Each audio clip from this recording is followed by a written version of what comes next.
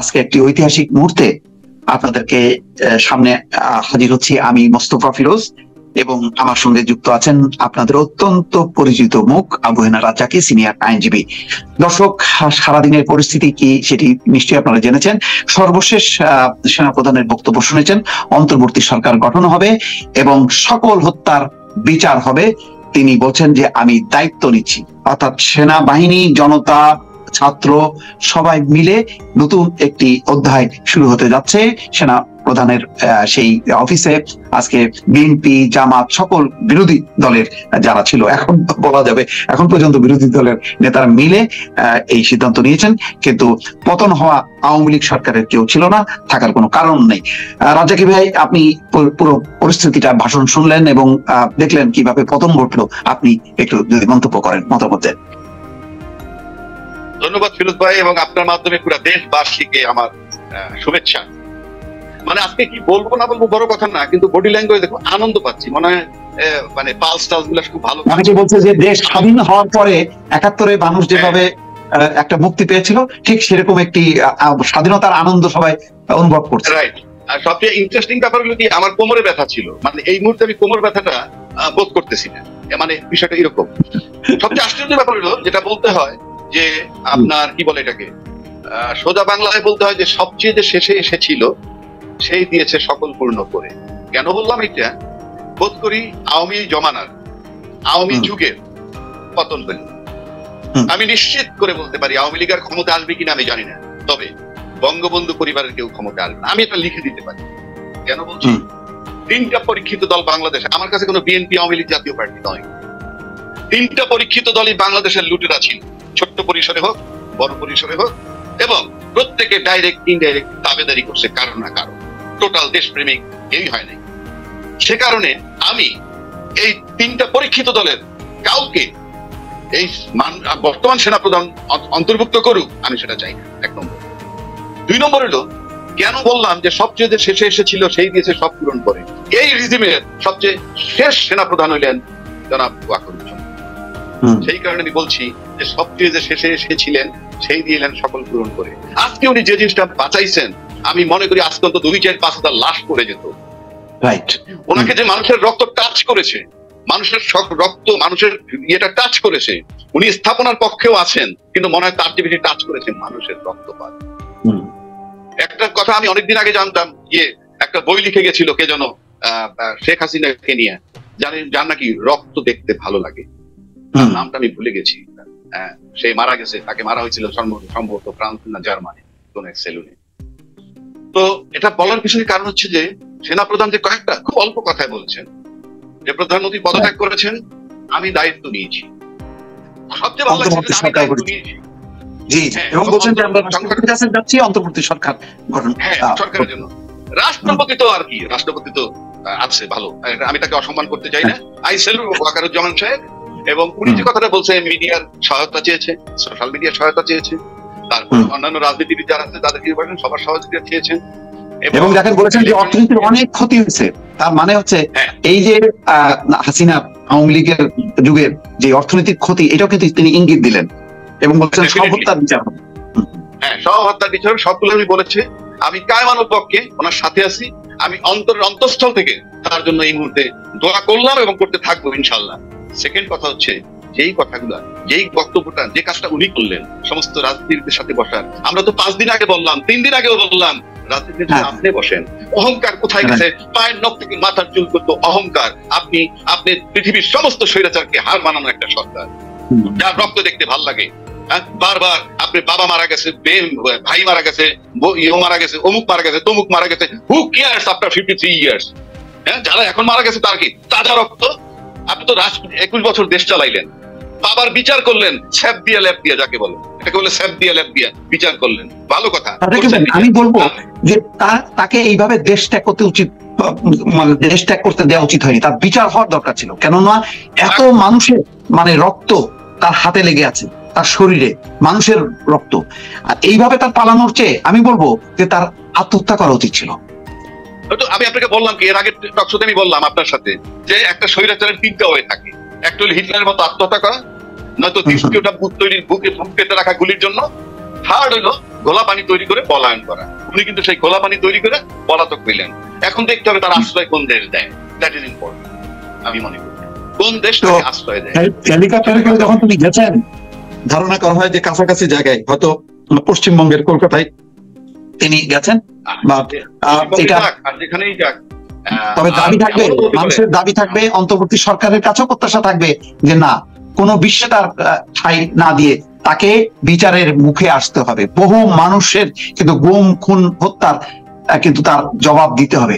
বহু মানুষ কাঁদছে, মা কাঁদছে, বোন কাঁদছে, ভাই কাঁদছে, কত পরিবার গুম খুনের শিকার হয়েছে। আপনি প্রকাশ্যে হত্যাকাণ্ড তো হইলই, আপনি গুম খুনের কথা চিন্তা করেন, একবার শুধু চিন্তা করেন। আমি তো এখন আপনি চিন্তা করেন না গুম খুন, আমি তো বলছিলাম যে আপনি ইনডেমনিটি বিল করে দেন, করতে পারলো না, বুঝছেন, যে আপনার আমলে যত গুম খুন হয়েছে এবং স্টেপ ডাউন করা পর্যন্ত যাওয়ার আগে সে জাতির উদ্দেশ্যে ভাষণ দিতে চাইছিল, সেই খায়েশ পূরণ হয়নি, তার আগেই দ্রুত তাকে যাইতে হয়েছে।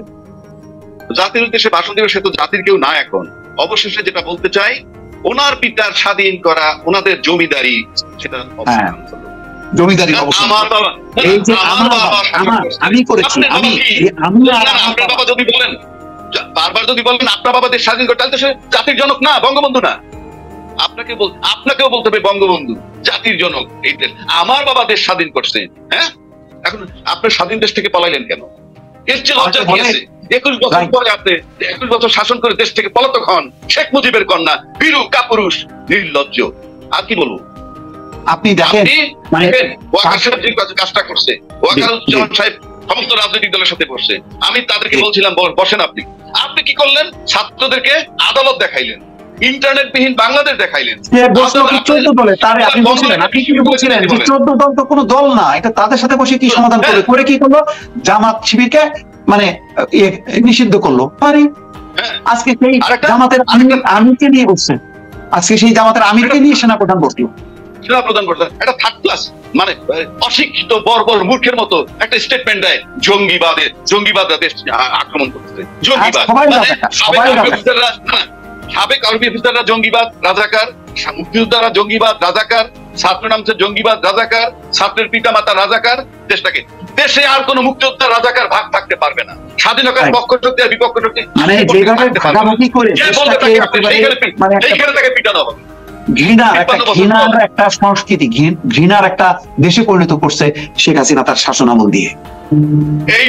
এই মুহূর্তে বাংলাদেশের সবাইকে বলতে হবে, সবাই বাংলাদেশি, বাঙালি বলুক, বাংলাদেশি বাঙালি, এর বাইরে আর কোনো শব্দ থাকবে না। মুক্তিযোদ্ধার পক্ষ শক্তি, বিপক্ষ শক্তি, আরে মিয়া রাজাকার নিয়ে আপনি প্রেস সেক্রেটারি বানাই গেছেন, নজরুল ইসলাম পালাইতে পারছে কিনা? রাজাকার নিয়ে আপনি বসবাস করেন আর বলেন মুক্তিযোদ্ধার পক্ষে। আপনি বেঈমান, মুক্তিযোদ্ধার সাথে বেঈমানি করছেন, মুক্তিযোদ্ধার রক্তের সাথে বেঈমানি করছেন, কারণ আপনি কোটা দেন নাই। মুক্তিযোদ্ধার কোটা আপনি বাতিল করে গেছেন।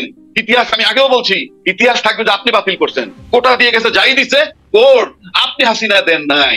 কাজেই মুক্তিযোদ্ধার বিপক্ষ শক্তি, রাজাকারের পক্ষ শক্তি ছিলেন আপনি। তা না হলে স্বঘোষিত রাজাকারের পোলা কেমনে প্রেস সেক্রেটারি হয়? আপনার লজ্জা থাকা উচিত। আপনি মুখে মধু অন্তরে বিষ, আপনি রাজাকার নিয়ে বসবাস করবেন। আর একটা ছাগল মানিক, কালা মানিক, আমার মনে হয় অস্তিত্ব মারা গেছে কিনা দেখেন, আত্মহত্যা করছে কিনা, যে নাকি কয়েকদিন আগে বললো। মানে কিভাবে একজন প্রেজেন্টার তার মেয়ের বয়সী, তার সাথে যে আচরণ করলো, ছোট, আমি মেয়েটাকে স্যালুট করি, এটা তার কান্না ভেজা চোখ, তারপর সে অশালীন কথা বলে নাই, শুধু বলছে আমি একটা মুক্তিযোদ্ধার সন্তান, আর সে বলে রাজাকারের বাচ্চা। এই সমস্ত জানোয়ার পয়দা করছে। আপনি এই যে শেখ হাসিনা বারবার বলে গেছে যে বিরাট বড় স্থাপনায় লস হইতে, কোথায় লস হইছে? একটা এসালন জানিছে। হ্যাঁ বলেন। শেখ হাসিনা শাসন কায়েম করার জন্য আমাদের কিছু সুশীল সাংবাদিক, দেখেন এত জেনোসাইডের পরে আমাদের আবেদ খান সাহেব যে বলে আসলো যে শেখ হাসিনার সঙ্গে আমরা আছি। দেখেন কি বার্তা, মানে এরা যে দলে দলে কিছুদিন পর পর যাইতো গণভবনে, সেখানে একটা মওকা বসাইতো এবং মানে সংবাদ সম্মেলনের নাম করে একটা হলো ওই দলের মতন আওয়াজ দিয়ে আজকে শেখ হাসিনাকে এই পরিণতির দিকে বা এই অবস্থায় উন্নীত করার জন্য, সে যে একটা খুনি, সে যে টাকা পাচারকারীদের হচ্ছে একটা মাফিয়া, বলতেন যে মাদার অফ মাফিয়া, এটা করার ক্ষেত্রে আমাদের এই কিছু সুশীল বুদ্ধিজীবী সাংবাদিক, তাদেরও দায় আছে। কি বলেন?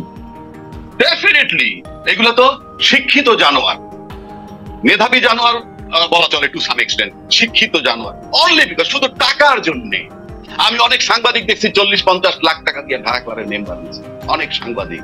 অথচ সাংবাদিকের তার পেশায় যেটা দাঁড়ায়, বাংলাদেশে একটা সাংবাদিক পয়দা হয় নাই যে তার ফ্যামিলির খরচ চালাইয়া তারপরে ক্লাবের মেম্বার হবে, 3টা 4টা 5টা ক্লাব, গুলশান ক্লাবের মেম্বার, ঢাকা ক্লাবের মেম্বার, বনানী ক্লাবের মেম্বার, বোট ক্লাবের মেম্বার।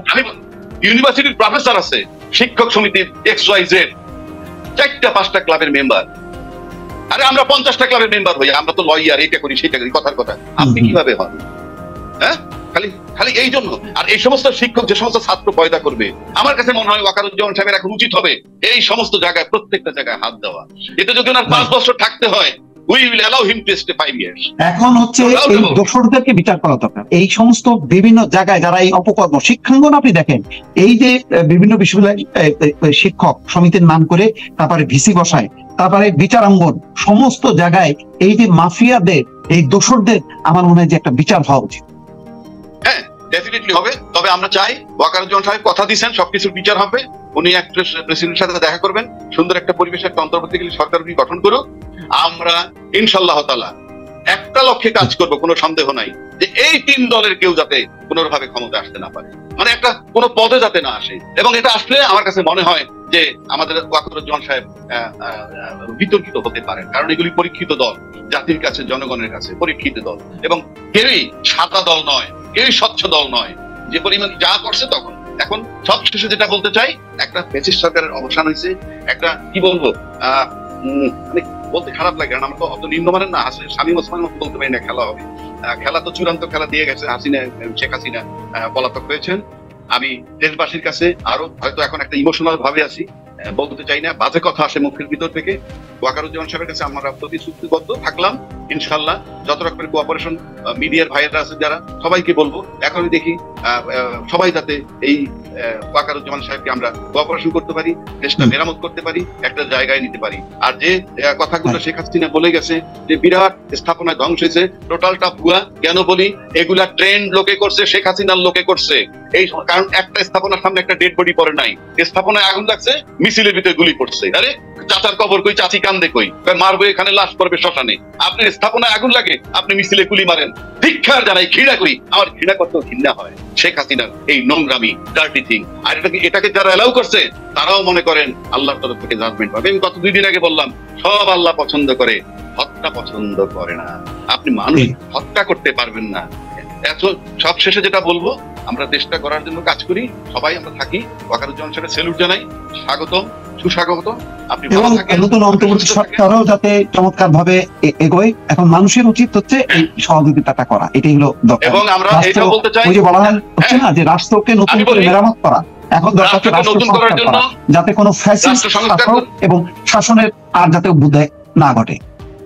শুধু তাই না, এটা ওনাকে যাতে কোনো রাজনীতিবিদরা ডিস্টার্ব করতে না পারে, সেটার জন্য আমরা অঙ্গীকারবদ্ধ হইলাম। কোন রাজনীতিবিদরা যাতে ডিস্টার্ব না করতে পারে। উনি একটা সুন্দর মন্ত্রিসভা গঠন করেন বা উপদেষ্টা গঠন করেন, অন্তর্বর্তী সরকার বানান। আপনি যদি 5 বছর থাকার লাগে আপনি থাকেন, প্লিজ আল্লাহর দোহাই আপনি দেশটাকে করে দিন। আমরা একেবারে যাচ্ছে তাই অবস্থায় আছি, দেশটাকে করে দিন। আপনাকে আবারও স্বাগতম, ভালো থাকেন, সুস্থ থাকেন, আপনি দেশ চালান, আমরা আপনার সাথে আছি। ধন্যবাদ।